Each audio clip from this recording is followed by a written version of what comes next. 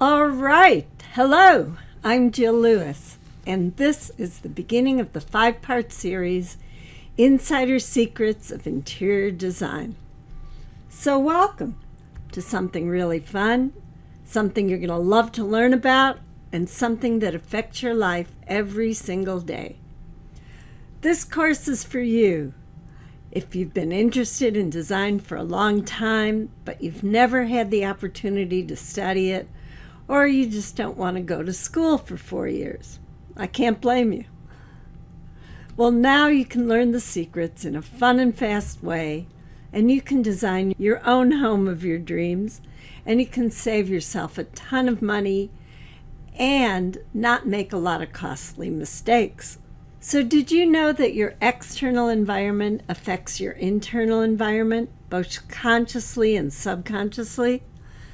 And if you didn't already know, which one do you think has more influence over you? Your conscious mind or your subconscious mind? Well, if you've listened to any self-improvement or motivational programs over the last 5, 10, I don't know, however many years, you probably already know that the subconscious is far more influential than the conscious mind. So your living space is no different. Your space is affecting you without you even realizing it. So over the next few weeks, I'll be sending you compelling information to guide you through a quick and powerful set of teachings about how you can transform your home into a space that you'll love, and one that's beneficial to your mental, emotional, and physical well-being. I'll give you examples of how I've helped other people, just like you, to make quick and easy changes. And I'll show what you can do for your own life and your own enjoyment. And if you want to go deeper, you can check out my full course, Design Connections, and you can check that out at design1group.com. And if you don't want to go deeper, that's okay. You can just soak up all these juicy little tidbits and gobble them up and use them for your own living space. So here's what we're going to cover in this course. We're going to cover what really is design and why does it matter. We're going to cover how to get started with simple design tips and tricks. We're going to cover the secrets to aligning your home with nature and making eco-friendly choices. We're going to learn how to pick your style, and we'll even learn how to talk like a designer. Design speak. Okay, so if you're ready, here we go.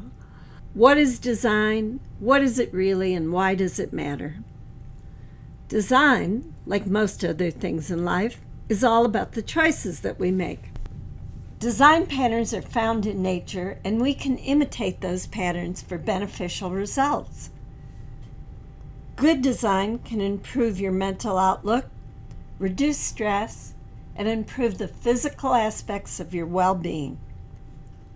Design can help improve depression, it can promote sleep, and it can even lower your blood pressure. When we link design to sacred geometry, we become in harmony with all of the cosmos. So you might have thought this was all going to be about choosing the right toss pillows and the right colors, but it's a lot more than that. So we may know by now that we're either in or out of tune, and the same goes for the spaces that we live in. Does that mean your home has to look like a Zen spa? Absolutely not, unless you want it to. So what is good design? Is it just how something looks? Is it how much you spend on a project? Or does it go deeper? It's time to find out, and it's time to recognize the differences and what it can mean to your life. It's a shame to spend a lot of money on a project and not pay any attention to the underlying effects. The built environment constantly shapes us, through beauty, comfort, visibility, view, ease of use, and the flow of energy. Good design has a positive effect on the senses and the subconscious. Good design, as good built environment, affects the way we think, feel, and act. And in turn, this affects the world, and the world in turn affects us. This can be a great positive feedback cycle, or it can be a negative one. Good design helps us thrive, be more productive, and encourage us to reach our fullest potential. Good design solves problems before you even know they've arisen. Design thinking is problem solving, and it can be so seamless that you may not even realize what went into it. You just know that everything's fine. Good design uses integrative thinking, the use of opposite ideas and constraints to expand, contract, take things apart, and then reform them to create new solutions. Design thinking helps transform existing conditions into the preferred ones, so you improve the future. There's no preset judgments in design thinking. This eliminates the fear of failure and encourages an open-minded, experimental attitude, one that lets in new ideas and new contributions. Good design balances desirability, visibility, feasibility, and technology. And last but not least, good design is human-centered. So, how does design help you? Design is about timeless principles that you can apply to your everyday living environment. Design can bring order, pleasure to your inner and outer harmony. And like any work of art, applying the basics is the first place to start. So you have to know these rules before you can bend them. And if you apply the tips and tricks, I guarantee you'll get results. When our environments are out of alignment, when our environments don't bring us any pleasure, we need to make changes, and we need to bring back that natural joy into our lives and see how it affects us. So why hasn't anyone ever told you this before? Some of my students have asked me just that. Well, there's many designers that work intuitively, instinctually. Some very famous ones haven't had any formal training. In fact, some of my favorites haven't had any formal training.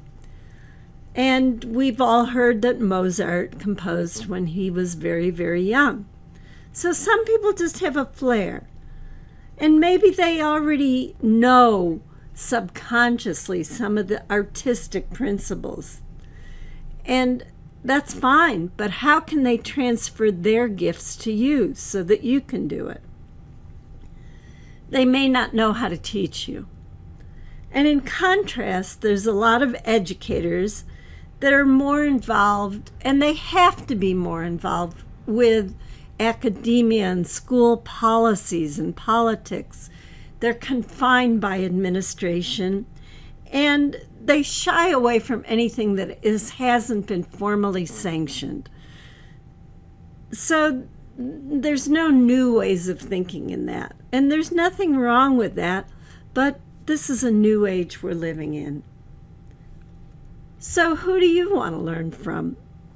Well, how about someone that's had both hands-on experience at the highest levels and has been an educator, a traditional educator, and still has a huge passion for progress. So just gobble up every little bit and insight and let me show you how to get the results that you want. So I like to call myself, in jest, the goddess of design. And maybe you want to know how I became the goddess of design. Well, I like to say that I started at the top, at the ultra elite, and worked my way outwards. because I was interested in more and more people and design for all of us. I moved to Florida after I completed fine art training at a full scholarship at the Art Institute of Chicago. And I worked in Palm Beach doing ultra elite projects, like people that had their Picassos on loan to the Met for the summer, shipping magnates, and people with such great wealth that they didn't want their names shown. They didn't want their faces blasted all over the media. They wanted to protect their children. And they wanted homes that they'd be comfortable in, that their families could live in. Not necessarily picture-perfect settings. They wanted to have Thanksgiving and birthday celebrations and enjoy their lives. Who wouldn't? And you might consider this true wealth, not just money. And I literally fell into it backwards. I didn't have to struggle or advertise. It just happened for me. I used all of my art training, my metaphysical training, my heart, my soul, and my hands. They had more money than taste, and I had more taste than money. So it was a great symbiotic relationship. I didn't have to be overly designery or put on any affectations. I just had to deliver a good product. And these people had been all over the world. They'd seen everything. So I learned what people with money wanted in their homes. And I helped them get it using all my skills. And after leading and winning an environmental challenge over some delicate Florida wetlands, I returned to Los Angeles, completed a Master's of Architecture degree, and soon I was working on the famous Dolby Theater, which you can see in the picture, the Kodak Theater, and then on individual residences, and I was soon teaching at several colleges, and in fact I've taught all over the world. But it wasn't long before I was overly bothered by the enormous gap between the educational industry and real life. And none of my colleagues seemed concerned. Nobody was looking at the environment at the time, or they were using regurgitated material that was scientifically correct but had no real feeling or no real everyday application for people. And they didn't realize the connection between outer design and the timeless inner worlds. So can you feel my frustration?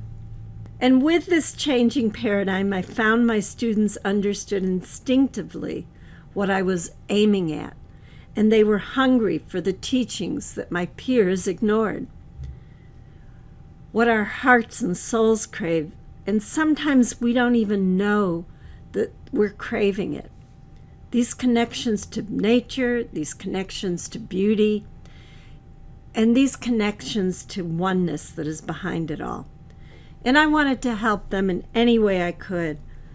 I wanted to serve them by giving the talents that I was given, and I wanted them to help using the talents that they had. I want to help the world by changing my students, one student at a time. And I'd like to open you up to new avenues of creativity and satisfaction. And I'd like to expose people to timeless and newer, healthier ideas that you can incorporate into your life so you can make your life better. And that's not that easy of a task. What about the rest of us? What about people that have some income but want their homes to look good? They want to promote their well-being and be in harmony visually and energetically. What about people that know they can do it themselves, but they just need a little bit of help? Maybe that's you. You're not ready to hire an interior designer. And what about biophilia? Most people haven't even heard the word biophilia. Most of us are so disconnected from nature that we're out of balance and we don't even know it. And we spend most of our times indoors. We spend most of our time out of balance. I believe that everybody needs good design, and I want to share my years of knowledge and discovery to help you get in tune with the world and be more in tune with our changing world. Don't you want a home that satisfies you aesthetically and also promotes your well-being? I'm finally getting it. I'm finally putting it all together. It's an enormous challenge. This is why people become interior designers and home stagers. But why not enjoy your space while you still live in it? Why make it better just for the next person? Is it all about the money? In the meantime, what about the place you're living in? I know that good design can affect people's lives, and although it's not quite an urgent health issue, it's certainly an alignment issue.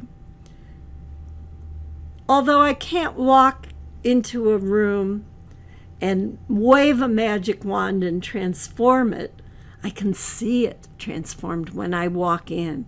But maybe you can't. And so what you need to do is break down what I'm doing in order for you to do it yourself. And that's what my training is all about. So first we go into a traditional design training, the kind you would get at the very finest universities. And then fasten your seatbelts. We're headed for the stars. We're going to explore the deeper implications, the PhD level broken down so that you can use it right now. One of the first things I usually hear from my students is either, I don't know where to start. Either that or they show me all of their ideas in one room. And it doesn't go together. They just have had it bottled up in their dreams for so long, they finally are able to let it out. So either blank or too much, neither is appropriate. I believe we all possess great talents and we should all participate in good design.